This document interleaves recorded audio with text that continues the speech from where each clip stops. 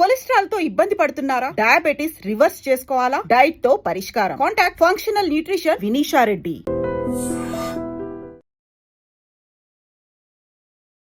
మొంతా తుఫాన్ క్లియర్ కట్గా తెలంగాణ మీద కనిపిస్తోంది. ఎందుకంటే నిన్నటి వరకు కూడా ఆంధ్రప్రదేశ్ మీద దాని ఎఫెక్ట్ స్పష్టంగా కనిపించింది. భారీ ఎత్తున అలలు ఎగిసిపడ్డాయి. నర్సాపురం అంతర్వేది దగ్గర ఒక కల్లోలమే క్రియేట్ చేసింది ఈ మొంతా తుఫాన్. ఒకటి ఏంటంటే కొద్దిగా ఊపిరి పీల్చుకోవాల్సిన అంశం ఏంటంటే పెద్దగా ప్రాణ నష్టం అయితే ఎక్కడ అనిపించలేదు. దానికి సంబంధించిన వార్తలు ఎక్కడ కూడా రాలేదు. కానీ పంట నష్టం డెఫినెట్లీ ఉండబోతోంది. ఆస్తికి సంబంధించిన నష్టం కూడా పెద్దగా ఎక్కడ కూడా కనిపించలేదు. కానీ చెట్లు విరిగిపడడం, ఈ విద్యుత్ స్తంభాలు, ఇవేవైతే తుఫాన్ ఏదైతే బీభత్సం క్రియేట్ చేస్తుందో అది మాత్రం స్పష్టంగా ఏపీలో కనిపించింది. ఇప్పుడు ఎగ్జాక్ట్ ఇంపాక్ట్ ఇప్పుడు తెలంగాణ మీద కనిపిస్తోంది. తెలంగాణ మీద మొంతా తుఫాన్ ఎఫెక్ట్ కొన్ని డిస్ట్రిక్ట్స్ని పూర్తిగా రెడ్ జోన్లోకి నెట్టింది, రెడ్ అలర్ట్లోకి నెట్టింది. ఆల్మోస్ట్ తెలంగాణ వ్యాప్తంగా కూడా భారీ వర్షాలు, అతి భారీ వర్షాలే నమోదయ్యే అవకాశం ఉంది అని స్పష్టంగా ఈ మ్యాపే మీకు చెప్తోంది. మీకు ఇటువైపు కనిపిస్తుంది ఇది హైదరాబాద్ యొక్క సిచ్యువేషన్. నగర వ్యాప్తంగా కూడా పొద్దున్నుంచి కంటిన్యూషన్గా వర్షం పడుతోంది. ఈ సిచ్యువేషన్ అన్ని రోడ్స్ మీద కనిపిస్తోంది. పూర్తిగా ట్రాఫిక్ జామ్ ఉంది, వాటర్ లాగింగ్ పాయింట్స్ కనిపిస్తూ ఉన్నాయి. పూర్తిగా వెదర్ అంతా కూడా కూల్గా మారిపోవడమే కాదు, ఈ ముప్పు ఎక్కడి వరకు వెళ్తుంది అని అంటే అగైన్ మూసీకి వరద వచ్చే అవకాశం కనిపిస్తుంది. ఈ మాట ఎందుకు అనుకున్నా అంటే వికారాబాద్ అనుకోండి, రంగారెడ్డిలో అనుకోండి వర్షం దంచి కొడుతుంది. అంటే భారీ వర్షమే పడుతోంది. ఆ భారీ వర్షం వల్ల మళ్ళా కూడా ఈ ఉస్మాన్ సాగర్ గేట్లు ఎత్తిండ్రు. మనకు తెలుసు ఉస్మాన్ సాగర్ గేట్లు ఎత్తినప్పుడల్లా అగైన్ డైరెక్ట్గా వాటర్ అంతా కూడా మూసీలో వదులుతారు. చాదర్ఘాట్ కానీ ఆ ప్రాంతాలు కానీ పూర్తిగా మళ్ళోసారి వరద ముప్పులో మునిగే అవకాశం ఉంది. ఎందుకంటే ఐఎండిఏ స్పష్టంగా చెప్తోంది మీకు ముప్పు ఉంది. ఐఎండి హెచ్చరికల్లో అదే చెప్తోంది. 6 గంటల పాటు ఏపీ మీద, 24 గంటల పాటు తెలంగాణ మీద మొంతా తుఫాన్ ఎఫెక్ట్ ఉండబోతోంది. ఐఎండి హెచ్చరిక ఏంటి అని అంటే ఫ్లాష్ ఫ్లడ్స్ ఉండే అవకాశం ఉంది కొన్ని ప్రాంతాల్లో. అంటే క్లౌడ్ బర్స్ట్ అనుకోండి, అట్లా అంటే ఆల్రెడీ ఇప్పుడు పూర్తిగా వాటర్ లెవెల్స్ అన్నీ కూడా ఫుల్ ఉన్నాయి. అట్లాంటిది మళ్ళా భారీ వర్షం, అతి భారీ వర్షం పడితే ఏమవుతుంది అనేది మనం ఊహించుకోవచ్చు. ఎందుకంటే మొన్ననే మనం చూసాం కాబట్టి ద సేమ్ సిచ్యువేషన్ మళ్ళా కూడా హైదరాబాద్ మీద ఉండబోతోంది అని ఐఎండి హెచ్చరిక అయితే జారీ చేసింది. ఒకసారి ఈ మ్యాప్ చూడండి, రెడ్ జోన్లో ఉన్నటువంటి ఈ జిల్లాల్ని చూడండి. ఆల్రెడీ నిన్నటి నుంచే భారీ వర్షం, అతి భారీ వర్షం పడుతోంది ఈ జిల్లాలన్నిట్లో కూడా.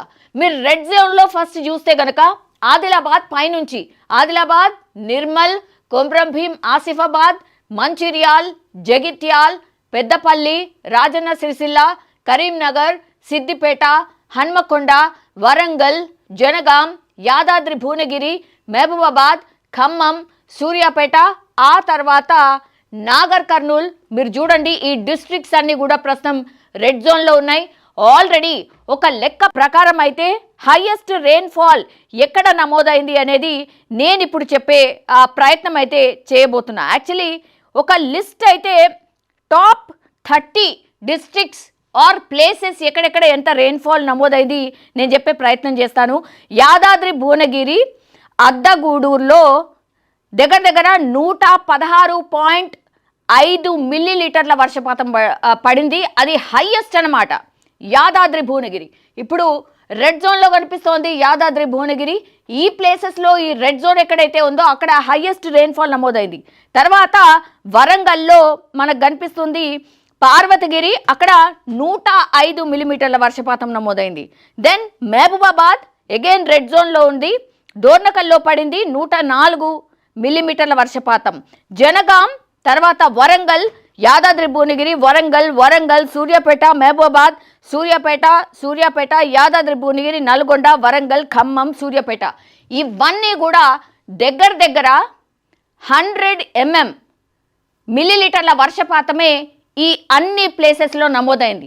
సో ఈ రెడ్ జోన్లో కనిపిస్తున్నటువంటి డిస్ట్రిక్ట్స్ పూర్తిగా వర్షం భారీ కాదు అత్యంత భారీ వర్షాలు ఈ జిల్లాలో పూర్తిగా నమోదైనటువంటి పరిస్థితి. ఇప్పుడు వాగులు ఉన్నాయి, వంకలు ఉన్నాయి, చెరువులు ఉన్నాయి. ఎక్కడ చూసినా సరే చెరువులు పూర్తిగా ఆ చెరువుల దగ్గర ప్రజలు వెళ్ళి కట్ట తెగకుండా ప్రమాదం రాకుండా చూస్తున్నారు. అట్లాగే డ్యామ్ల దగ్గర సిచ్యువేషన్ ఏంటి అనేది కూడా ఇక్కడుండి సీఎం కావచ్చు లేదంటే మిగతా మంత్రులు కావచ్చు మానిటర్ చేస్తున్నటువంటి సిచ్యువేషన్. దెన్ ఈ డిస్ట్రిక్ట్స్ ఏవైతే మనకు బ్లూ కలర్లో కనిపిస్తున్నాయో ఇక్కడ కూడా భారీ వర్షమై నమోదవుతుంది.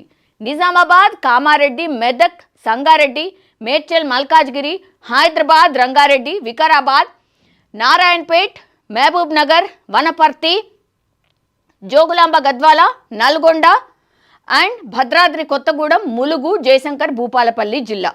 సో ఇవన్నీ చూస్తే గనక మీరు చూడండి ఓన్లీ 2 కలర్స్ మాత్రమే కనిపిస్తుంది. ఒకటేమో రెడ్ జోన్ ఉన్నటువంటి జిల్లాల్లో భారీ నుంచి అతి భారీ వర్షాలు నిన్న రాత్రి నుంచి పడుతూనే ఉన్నాయి. ఇప్పటికీ కూడా అక్కడ అత్యంత భారీ వర్షమే వెదర్ రిపోర్ట్ ప్రకారం సూచిస్తున్న సిచ్యువేషన్.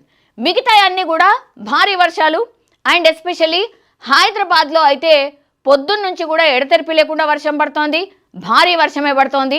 దాని ఎఫెక్టే మనకు స్పష్టంగా ఈ ట్రాఫిక్ జామే మీరు చూసి అర్థం చేసుకోవచ్చు. నేను ఇంకో మ్యాప్ చూపించే ప్రయత్నం చేస్తూ ఉన్నాను. ఫ్లాష్ ఫ్లడ్స్ ఎక్కడ రావచ్చు అనేది పూర్తిగా ఈ మ్యాప్లో ఐఎండి ఇచ్చినటువంటి రిపోర్ట్ ఇది. సో ఈ ఐఎండి ఇచ్చినటువంటి రిపోర్ట్ ప్రకారం అయితే కంప్లీట్లీ ఈ రెడ్ జోన్లో ఉన్నటువంటి ప్రాంతంలోనే ఫ్లాష్ ఫ్లడ్స్ రావచ్చు అని స్పష్టంగా శాటిలైట్ ఇమేజ్ ద్వారా ఇచ్చే ప్రయత్నం చేశారు. 24 hours outlook for the flash flood risk 30th రోజు లో to moderate flash flood risk likely over few watersheds and neighbourhoods of following 24 hours తెలంగాణలో Adilabad, Nirmal, Nizamabad, Jagtial, Kamareddy, Karimnagar, Siddipet, Warangal urban, Jangaon, Yadadri Bhuvanagiri, Warangal rural, Mahabad, Medak, Medchal, Malkajgiri and Peddapalli డిస్ట్రిక్ట్స్లో ఫ్లాష్ ఫ్లడ్స్ రావచ్చు. నిజంగా మేబీ ఫ్లాష్ ఫ్లడ్స్ వచ్చే అవకాశమే definitely కనిపిస్తోంది. ఎందుకంటే ఎడతెరిపి లేకుండా కంటిన్యూషన్గా వర్షం పడుతోంది. హైదరాబాద్లో పొద్దున్న నుంచి కూడా ఆపకుండా వర్షం పడుతోంది. ఈ ఎఫెక్ట్ ఎట్లా ఉంది అనేది కూడా ఈ స్క్రీన్ మీద మీరు స్పష్టంగా చూడొచ్చు. ఎక్కడిదాకా కూడా పూర్తిగా ట్రాఫిక్ జామ్ అయిపోయింది. కొద్దిసేపు వర్షం పడితేనే అల్లకల్లోలం అయిపోతుంది ట్రాఫిక్కి సంబంధించి. అట్లాంటిది పొద్దున్న నుంచి కూడా వర్షం పడుతోంది. చాలామంది కూడా ఆఫీసులకి లేట్గా చేరుకున్న పరిస్థితి. చాలామంది వాళ్ళ వర్క్స్ని పోస్ట్పోన్ చేసుకున్నారు. ఈవెన్ ట్రాఫిక్ పోలీసులు కూడా అదే చెప్తున్నారు, అత్యవసరం అయితే తప్పించి బయటకు రాకండి. బికాస్ ఇది 24 గంటల పాటు ఈ వర్షం ఉండబోతోంది. అండ్ హైదరాబాద్ డిస్ట్రిక్ట్కి కూడా ఒక రకంగా వార్నింగ్. మెదక్, మేడ్చల్, మల్కాజ్గిరి అంటేనే మీరు అర్థం చేసుకోవచ్చు. హైదరాబాద్ శివారు ప్రాంతాల్లో కూడా అత్యంత భారీ వర్షం పడవచ్చు. అక్కడ ఫ్లాష్ ఫ్లడ్స్ వచ్చే అవకాశం ఉంది అని స్పష్టంగా ఐఎండిఏ చెప్తోంది. దీని ప్రకారమే ఇప్పుడు గవర్నమెంట్ కూడా ప్రిపేర్డ్ అయినట్టుగా మనకైతే అర్థమవుతోంది. ఇంకా కేవలం వాళ్ళు ఇచ్చిన వార్నింగ్ 11:30 ఆ ప్రాంతంలో ఇచ్చిండ్రు. 24 గంటల్లో ఎప్పుడైనా ఉండొచ్చు అన్నారు. అంటే రేపు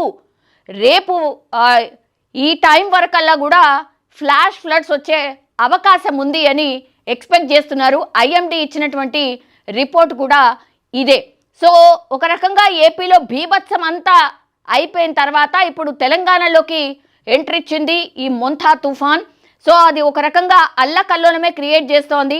ఫ్లాష్ ఫ్లడ్స్ ఒకవేళ వస్తే సిచ్యువేషన్ని హ్యాండిల్ చేయడానికి కూడా గవర్నమెంట్ అన్ని చర్యలు అండ్ అన్ని ఆదేశాలు గ్రౌండ్ లెవెల్లో ఇచ్చినట్టుగా చెప్తున్నారు.